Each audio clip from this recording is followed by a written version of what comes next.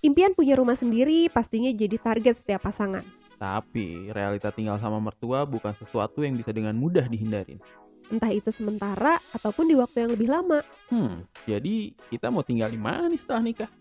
Kita bahas di podcast Calon Manten. Bareng Valdi dan juga Ratu.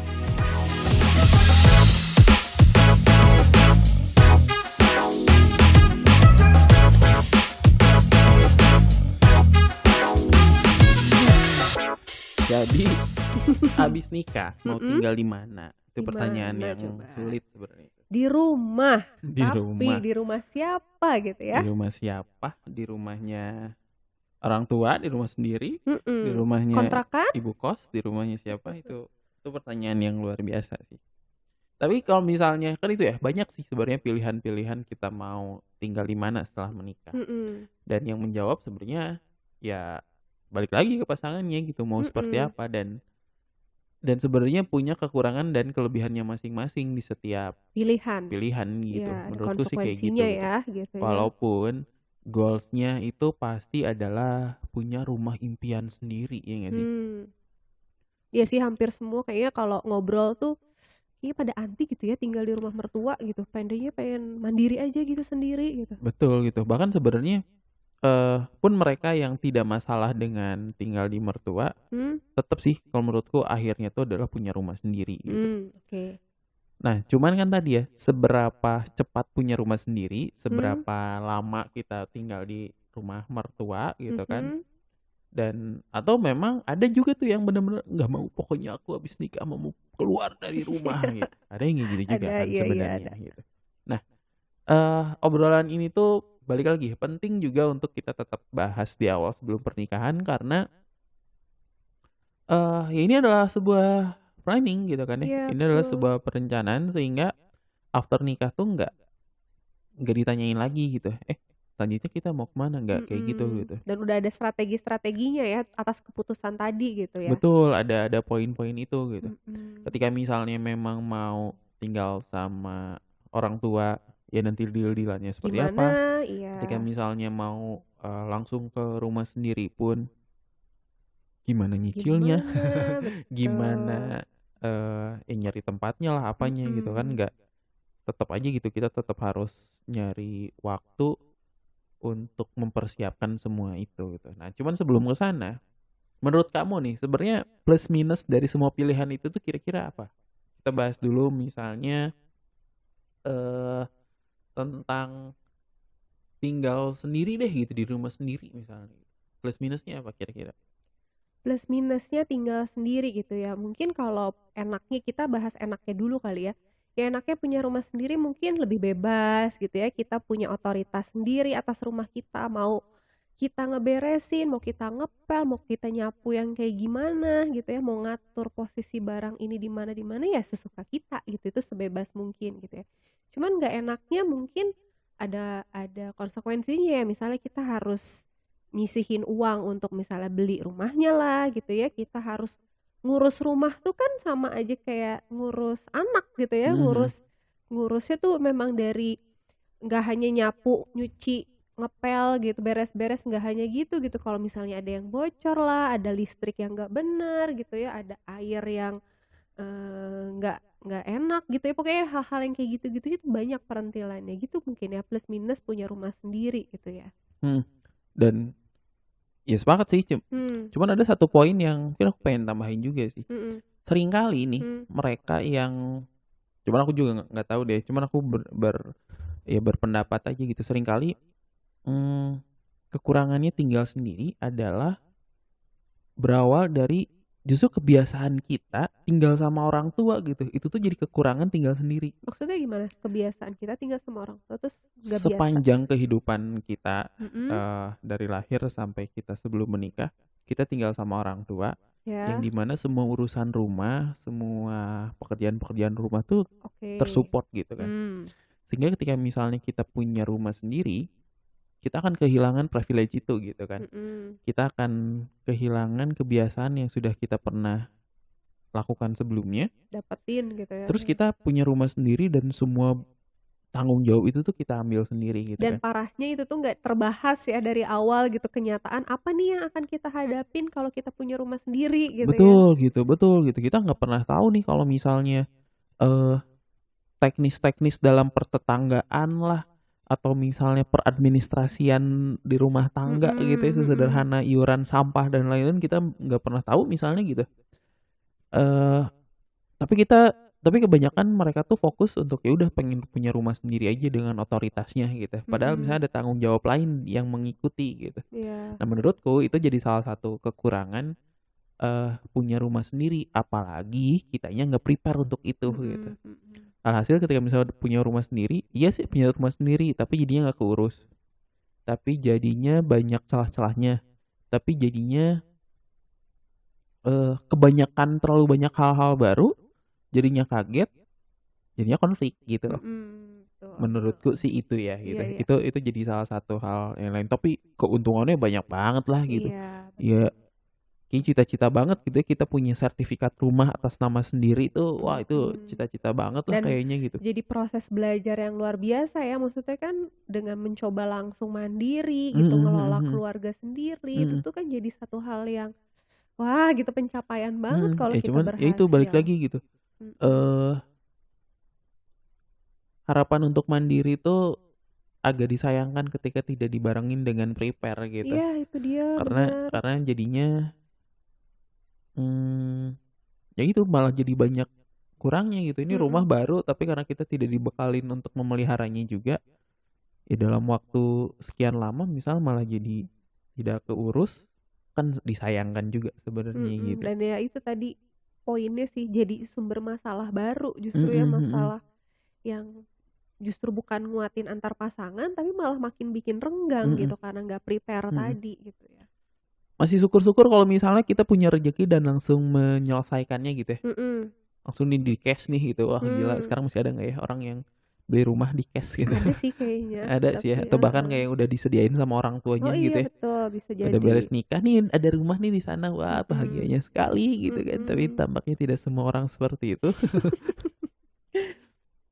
Tadi ketika dikasih pun, ketika misalnya kita nggak prepare untuk memeliharanya, bisa jadi konflik. Ditambah lagi kalau misalnya kita tadi gitu ya, mengikuti pola-pola kebanyakan orang, yaitu adalah dengan mencicil rumah. Nggak apa-apa juga. Jadi ya keberuntungan juga sebenarnya, privilege juga untuk mereka yang punya penghasilan tetap dan ready untuk nyicil rumah. Tapi balik lagi, preparationnya sejauh mana gitu kan. Apakah memang maksain banget, misalnya gaji berapa tapi nyicilnya setengahnya gitu, terus ditambah lagi dengan kebutuhan-kebutuhan lain. Jadinya oke punya rumah, tapi misalnya di mereka secara pasangan tuh jadi hariannya jadi repot banget kan gitu, karena semuanya dipotong untuk beli rumah lah gitu kasarnya, penghasilan tuh. Mungkin banget jadi muncul lagi konflik kan karena gitu. Pertimbangan yang gak matang ya. Gitu. Itu kalau ketika konteksnya nyicil masih ada lagi. Tapi keuntungannya apa? Keuntungannya ada nama kita di sertifikat rumah. Ada tenang lah ya nanti ada di hari tua gitu ya. Ya terus memang punya tabungan dan keleluasaan sih. Mungkin konteksnya ke situ juga gitu, karena memang punya sendiri gitu. Walaupun ya punya sendiri, enggak sendiri sih sebenarnya, punya pasangan gitu ya, punya berdua gitu, karena memang harus ngurusnya juga berdua. Kelebihan kekurangannya di situ. Tapi ada juga pasangan yang ngontrak atau ngekos. Kalau menurut kamu gimana tuh? Ngontrak atau ngekos tuh ya sama ya, kalau misalnya punya otoritas sendiri juga iya, belajar mandiri juga iya gitu. Cuman kalau misalnya aku nggak tahu nih ya, perbandingan ngekos sama nyicil rumah tuh sejauh apa gitu bedanya gitu. Tapi kadang suka sayang gitu, duh sayangnya duitnya dipakai ngekos gitu ya, udah aja bayar tiap bulan tapi kan untuk ibu kos gitu, untuk kontrakan gitu, nggak jadi apa-apa akhirnya gitu. Padahal mungkin bisa jadi ya udah deh misalnya di rumah mertua dulu tapi sambil ngumpulin uang nih untuk beli rumah. Sebenarnya ada sih kadang terbersit gitu ya pikiran kayak gitu, cuman kan pasti setiap pasangan juga ada pertimbangan ya untuk untuk memilih itu gitu. Yep. Mungkin ya memang gak memungkinkan tinggal di mertua atau dengan pertimbangan yang lainnya gitu sih. Kadang kalau yang ngekos dan ngontrak tuh tadi positifnya ya belajar mandiri iya Yep. gitu, ngurus sendiri iya. Tapi negatifnya tadi kayak sayang aja gitu ngeluarin tiap bulan tapi gak jadi apa-apa gitu. Sepakat untuk poin itu gitu. Dan yang terakhir adalah film Mertua Indah gitu kan ya. Pondok Mertua Indah kan. Tadi yang kamu bilang di awal juga banyak yang tidak mau, bahkan bener-bener say no banget gitu sama yang namanya tinggal betul. sama mertua. Aku sering banget sih dapet ceritaan gitu. Pokoknya nanti ya kamu kalau udah nikah jangan sampai tinggal di rumah mertua, sampai digitu-gitu sama lingkungan gitu yang udah proses menikah. Karena aku mikir gitu, oh iya emang semenyeramkan itu kah gitu, emang apa sih konfliknya gitu. Ya itu juga sama sih, maksudnya lingkungan aku juga seperti itu kan, gitu kamu ya. juga mungkin ya Entah ada itu gitu ya kalau aku teman-teman cowok misalnya gitu yang udah pada nikah, mereka merasa akhirnya ya balik lagi ya nggak bebas di rumah mertua gitu kan ya, banyak aturan atau misalnya jadinya susah cucus katanya gitu. Cucus apa tuh cucus? Ya kan maksudnya kayak ya misalnya mau berhubungan lah apa gitu, jadi ya serba kagok lah gitu karena memang di rumah orang tua pasangan kan gitu. Atau kalau misalnya yang teman-teman cewek mungkin kamu juga nanti coba tambahin gitu ya, seringkali mereka berkeluh kesah karena banyak banget tuntutan dari si mertua ke cewek gitu, entah perihal masak, perihal ya urusan rumah tangga lah gitu. Dan lebih banyak yang berkonflik tuh memang mertua perempuan sama menantu perempuan biasanya ya kalau dari ceritaan-ceritaan tuh gitu. Itu yang aduh kok jadi bikin deg-degan juga ya gitu. Apalagi yang memang dua-duanya itu di rumah ya nggak sih? Iya benar. Iya, kayak tapi nggak sih.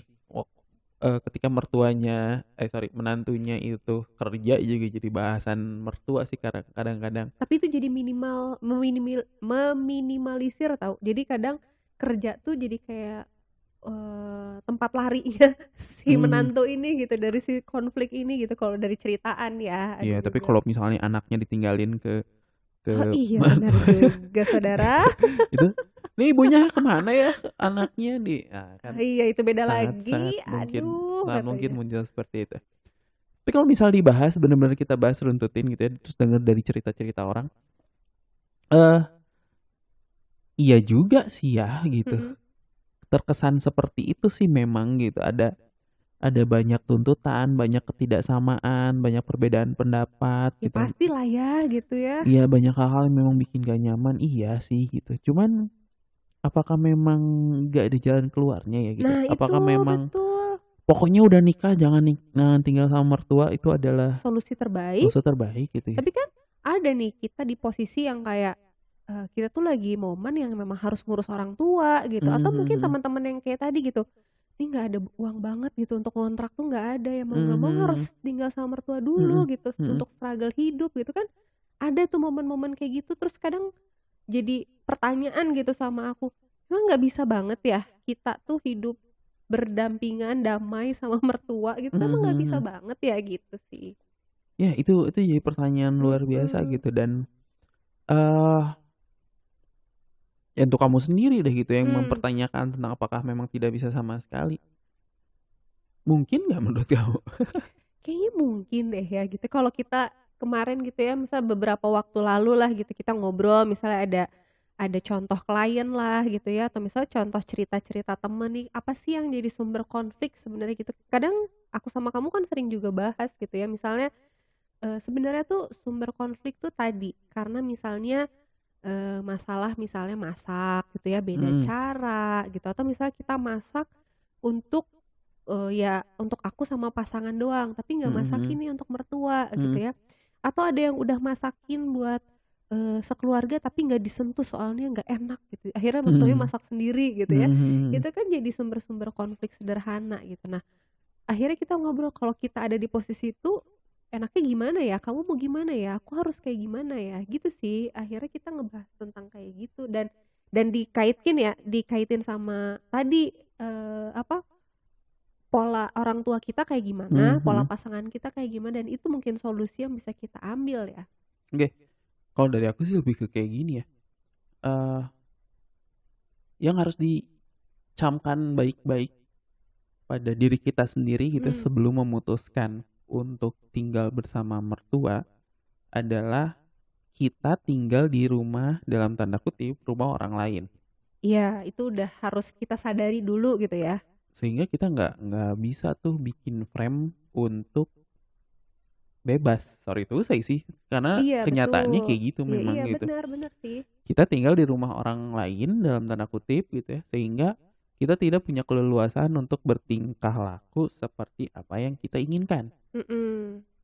Itu harus clear dulu sih dari awal menurutku ya gitu. Karena nggak bisa, karena menurut aku yang seringkali muncul konflik ketika tinggal di rumah mertua karena menempatkan diri tinggal di tempat yang memang aku bisa melakukan apapun semaunya aku gitu.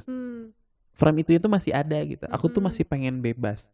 Aku tuh masih pengen sesuai dengan yang aku mau aja gitu. Mau perkara masak, perkara apa gitu ya. Aku pengen bangun tidur ya. Aku pengen pakai caranya aku gitu. Tapi nyatanya ketika tinggal di rumah mertua ya nggak bisa gitu. Iya, itu harus kita sadari dan kita terima dulu ya. Iya memang kayak gitu ya. Sama aja kayak dulu kita tinggal di rumah orang tua.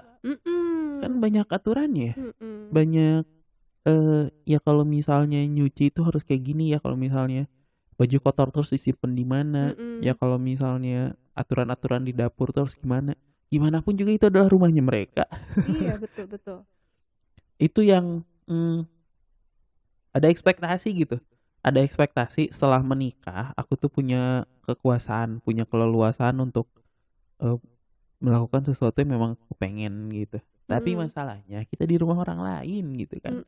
Di rumahnya orang tua kita gitu. Jangan bahasanya mungkin enggak. Kalau mertua sama menantu tuh seakan-akan memang ya kayak silang gitu ya. Iya. Kayak ini kan bukan orang tua aku gitu. Iya bener. Tapi itu orang tua pasangan kamu loh gitu. Ya udah orang tua lah ya gitu. Ya udah orang tua gitu kan. Entah itu si anaknya, anak gitu ya, yang memang aku nggak tinggal di nggak tinggal di rumah mertua, tapi tinggal di rumah orang tua aku misalnya gitu. Ataupun ya sebagai menantu yang tinggal di rumah mertua, ya dua-duanya adalah anak yang tinggal di rumah orang tuanya gitu. Mereka tidak punya kekuasaan yang mutlak atas si rumah itu gitu. Tetap aturan yang harus dijunjung adalah aturan si rumah mertua gitu. Menurutku gitu ya gitu. Nah sehingga ketika misalnya di awal kita udah punya frame ya kita memang tinggal di rumah orang lain, kita jadinya nurunin ekspektasi sih. Nurunin ekspektasi gitu, nggak yang bener-bener merengek itu gitu ya. Kan aku tuh pengen kayak gini, ya nggak bisa. Udah nggak bisa, ini rumahnya orang lain gitu. Iya, rumah orang tua gitu. Gak bisa gitu. Nah ketika misalnya sadar kita punya ekspektasi itu, sehingga ketika memang muncul hal-hal yang tidak sesuai dengan apa yang kita ekspektasikan, konfliknya nggak akan sebesar itu sih menurutku ya gitu. Karena ekspektasi di awal juga nggak akan setinggi itu gitu. Dan balik lagi nih kayak obrolan yang sebelumnya, akhirnya yang perlu meluruskan, perlu menenangkan situasi itu adalah mereka yang berperan sebagai anak. Ya kalau misalnya nanti aku tinggal di rumah kamu misalnya gitu ya, yang punya peran besar sebenarnya adalah kamu gitu, karena kamu yang tahu situasi, kamu yang tahu seluk beluknya gitu ya, sehingga nanti aku harus menyesuaikan diri dengan hal itu kan gitu sebenarnya. Walaupun ya kita juga ya tahulah gitu, walaupun nggak tahu juga nih, kayaknya aku juga lebih banyak berperan di sana gitu ya. Gitu pun sebaliknya gitu, misalnya memang kayaknya tinggal di rumah aku deh gitu. Ya aku harus berperan sebagai orang yang paling tahu situasi gitu untuk meluruskan antara hubungan dirimu dengan hubungan kedua orang tuaku kan gitu. Dan tapi ya tadi nih aku highlight lagi ya, orang yang paling tahu gitu ya sama situasi rumah, tapi kadang tuh memihak. Nah ini jadi sumber konflik lagi gitu. Iya betul. Udah aku yang paling tahu tapi akhirnya lebih memihak gitu, jadi nggak berada di tengah. Kayak ih gimana dong gitu, tuh jadi sumber konflik juga loh. Betul. Cuman balik lagi ya, tetap tim utama, tetap yang ada di kartu keluarga kita, yang ada di buku nikah kita adalah nama kita berdua ya. Sehingga tim intinya tuh sebenarnya itu gitu. Siapa yang harus ada poin di mana yang membingungkan dalam tinggal di mertua tuh adalah ya tinggal di rumah orang tua lah gitu ya, adalah peran di mana kita sebagai anak dan peran di mana kita sebagai pasangan ya kan. Iya, itu dia maksudnya. Gimana caranya tidak membela gitu, entah itu membela orang tua ataupun membela pasangan kan sebenarnya kayak gitu. Sehingga kalau konteksnya tinggal, balik lagi ke poin yang awal, ini bukan rumahnya kita. Sehingga yang kalau menurutku yang diutamakan adalah si yang punya rumah yang sih. Punya rumah gitu. Sehingga tektokan yang sama pasangan tuh perihal rulesnya lah, ikut lah aja, gitu, rules ya orang tua rulesnya aja gitu. ya betul. Rulesnya kayak gitu, udah nggak usah ini ya, rulesnya memang kayak gitu. Dimana bumi dipijak di situ langit dijunjung, ya udah gitu. Lebih ke sana gitu. Cuman memang ya udah ya aku bilang tadi tuh pasti digugat nih sama pendengar gitu ya, karena tidak semudah itu. Belum aja ngerasain gitu kan. Iya, kan kita mau ngerasain. Iya, tolong betul. Bantuan ya teman-teman ya. Oke. Tapi balik lagi gitu dengan poin di mana kita ada tinggal di rumah, sehingga rumah yang memang sudah punya aturan terlebih dahulu, ya udah patuh sama aturan itu aja gitu. Ketika memang ada konflik ketidaknyamanan, kita udah punya bekal nih, kita udah punya acuan ekspektasi yang tidak lebih dari itu sih sebenarnya gitu kan. Tapi bukan berarti kita membatasi tingkah laku sih. Bukan tidak mungkin ya ada orang tua, ada calon-calon mertua yang sebenarnya enjoy aja gitu ketika misalnya kita membuat entah itu aturan baru, entah itu situasi baru gitu. Nggak apa-apa sih, cobain aja gitu. Tapi seandainya memang itu berhenti sampai tadi misalnya masaknya tuh nggak gitu ya. Oh ya udah, masaknya kayak gimana nih kalau di rumah ini, yuk ikutin gitu. Ini tuh kalau misalnya bangun tuh di rumah ini tuh harus jam segini gitu. Oke, ya udah jam segitu kita bangun. Nggak ada perkara aku tuh kan capek habis kerja dan lain-lain, nggak ada perkara. Ya udah. Ekspektasi itu yang memang perlu dibangun sih. Dan perlu disiapkan ketika memang kita memutuskan untuk tinggal dengan mertua gitu. Iya.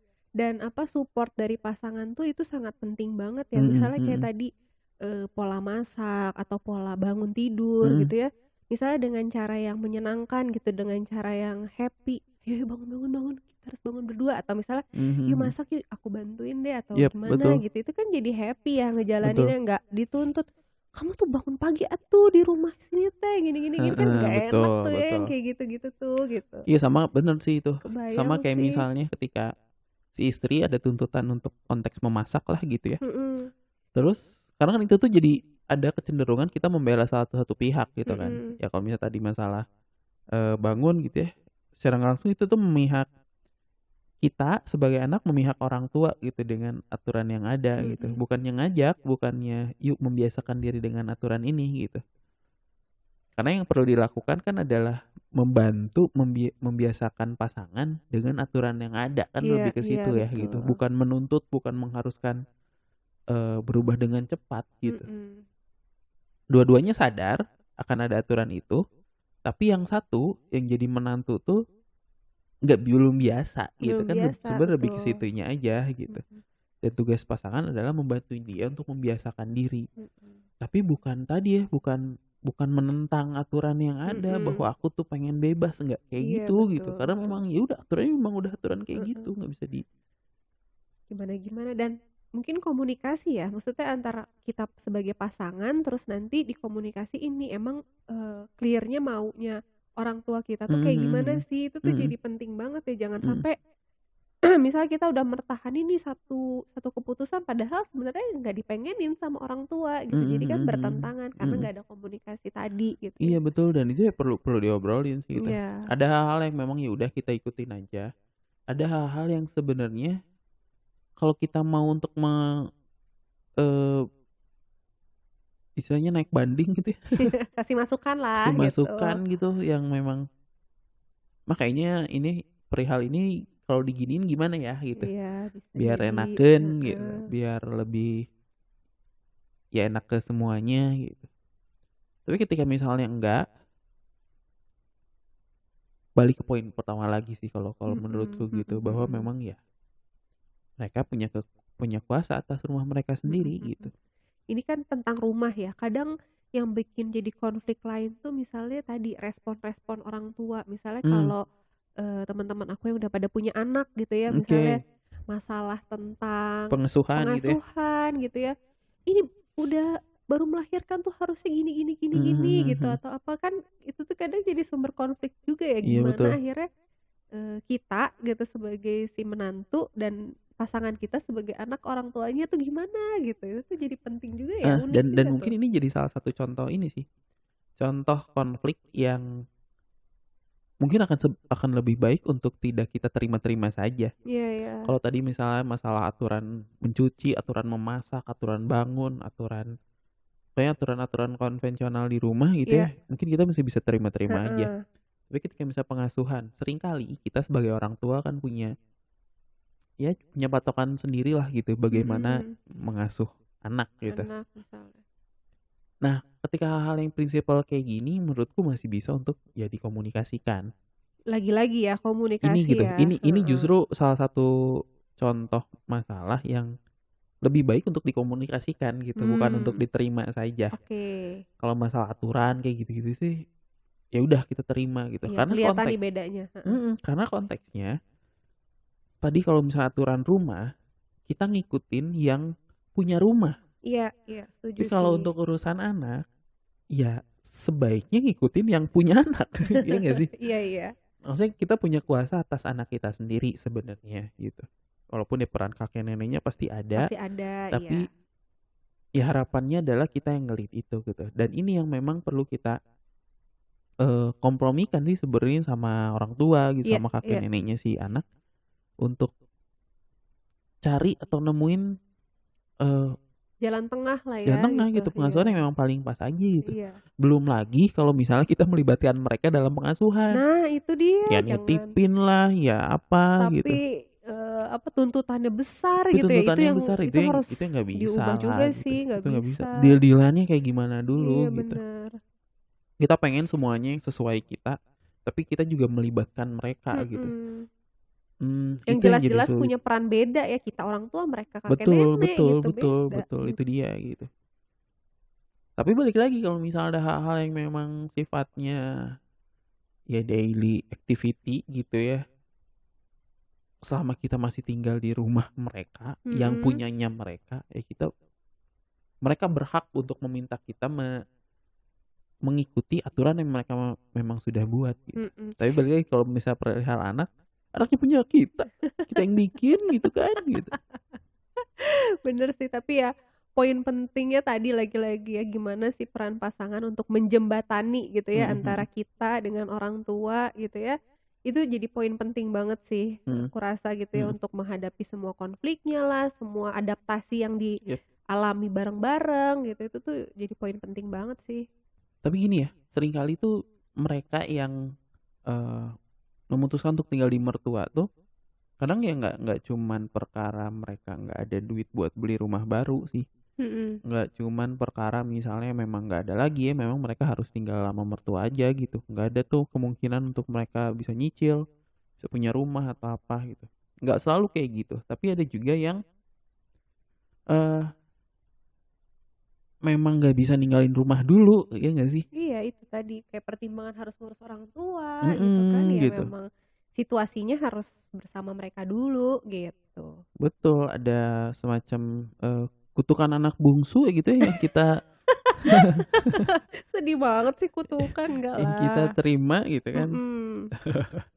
Karena kakak udah pada nikah duluan gitu kan. Dan udah pada keluar duluan gitu Udah pada ya. keluar duluan gitu kan, dengan berasumsi udahlah masih ada adik gitu. Masih Nah, ada si kita tidak bungsu. bisa kita tidak bisa lakukan itu ya gitu. Bercandanya kayak gitu, tapi ada juga yang memang memutuskan untuk tinggal sama orang tua, ya karena poin itu sih gitu. Ada orang tua yang memang tetap harus diurus, yang sudah mulai masuk masa senja gitu kan, ninggalin gak tega, dan memang ya perlu untuk didampingin gitu di rumahnya gitu. Iya betul. Karena ada yang kayak gitu juga gitu, sehingga tinggal sama mertua tuh ya walaupun teman-teman barangkali yang memang benar-benar merasa tidak nyaman dengan rumah mertuanya, maafkan kami. Tapi dengan kami yang belum pernah merasakan ini, berpikir dan merasa kayaknya nggak seburuk itu deh gitu. Kayaknya masih banyak hal-hal yang mungkin kita bisa lakukan. Ya walaupun nanti terbentur juga mungkin ya.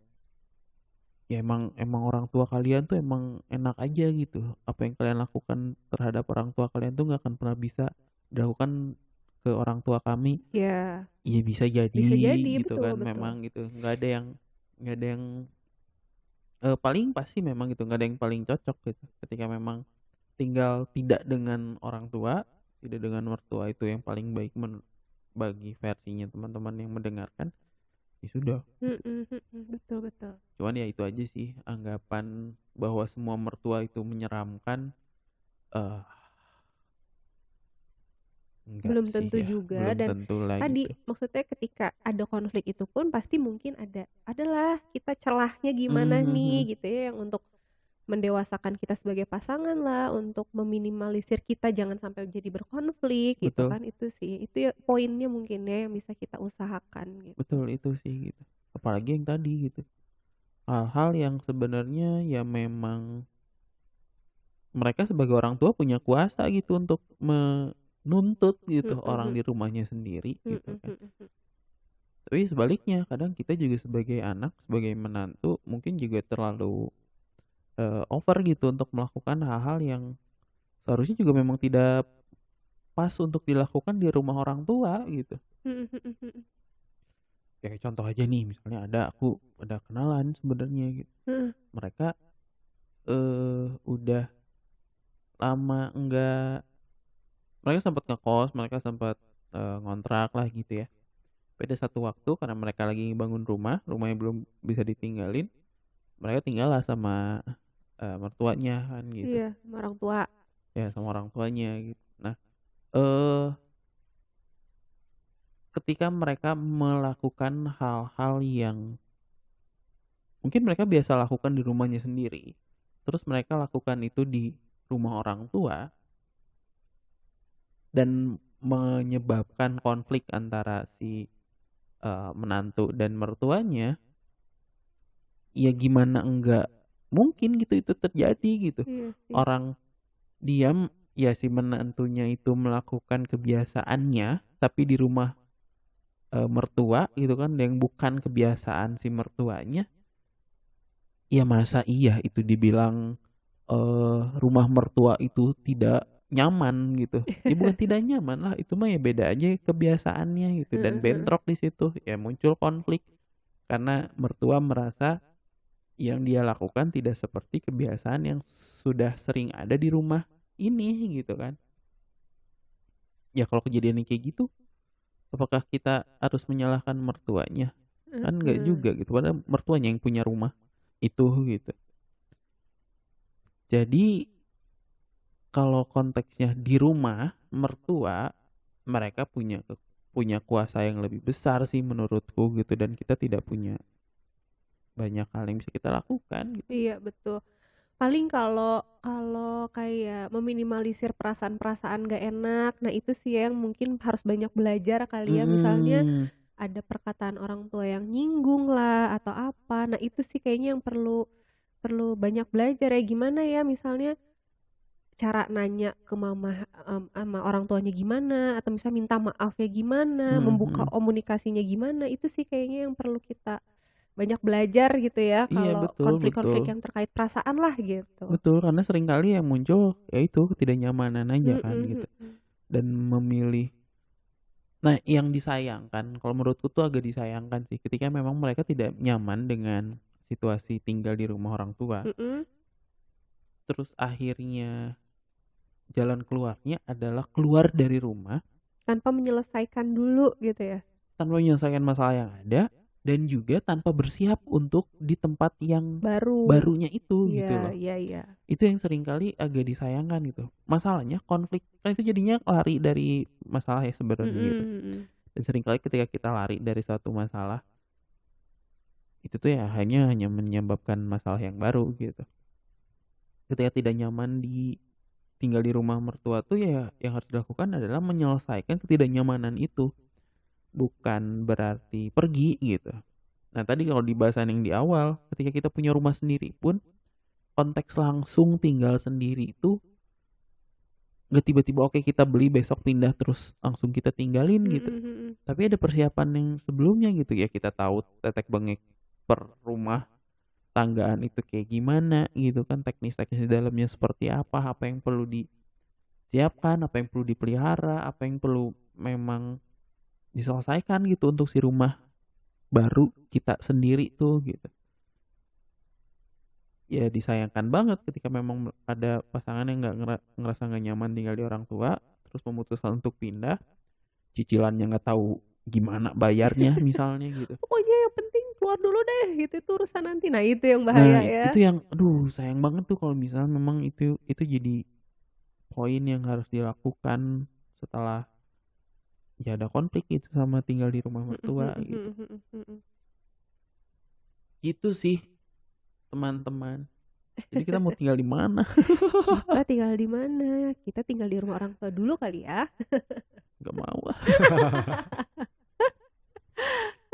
Gak mau katanya, gimana dong? Kita bisa menentukan tinggal di mana berdasarkan dengan situasi dan kondisi saat itu gitu ya. Yang kita nanti akan hadapi kita jalanin gitu ya. Kalau misalnya kita berdua ya kita tahu situasinya seperti apa, kita tahu rencananya kayak gimana, sehingga keputusan yang kita buat adalah yang sesuai dengan situasi itu gitu.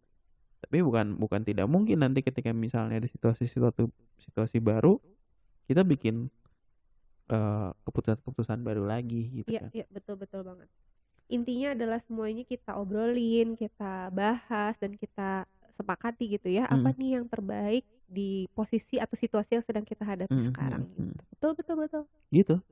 Dan jangan sampai nanti aku punya menantu gitu kan, mereka nggak mau tinggal sama aku gitu ya. Aku pun nantinya merasa kesepian. Bener juga. Aku ditinggalkan sama anak-anakku gitu. Apalagi kalau udah di usia senja ya Allah, sedih nggak sih? Iya makanya. Nah sebelum aku masuk ke masa itu gitu ya, seenggaknya aku masih bisa oke gitu di masa aku yang sekarang untuk bisa mendampingi kedua orang tua, ya kenapa enggak sih gitu. Gila berat banget.